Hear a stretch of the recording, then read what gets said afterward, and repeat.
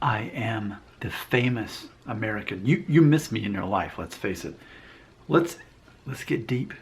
Let's really think about this. See, here in the United States, and even I have said this vaguely before, that here in the United States, why are we so obsessed with race and ethnicity and DNA tests?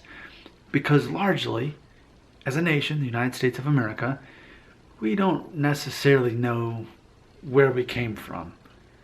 We're a nation of immigrants. I've said this many times. I don't know that I've said we all are.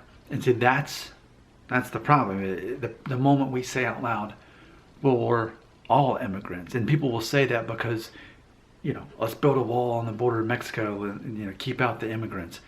When in reality, so much of the United States was Mexico and we won it in a war in California, Texas, New Mexico, Arizona, etc.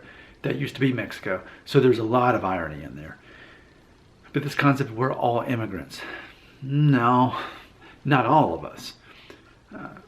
Specifically, there are the Native Americans, which they are not immigrants unless you want to go back over 10,000 years when they came through the Bering Strait, ultimately ancient ancestors through Asia. But ultimately, they were the first people in America, the continent, not simply just the nation.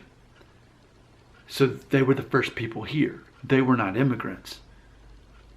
I think by default, if you're the first people there, you're not considered an immigrant. They were the first people here. So Native Americans, not immigrants.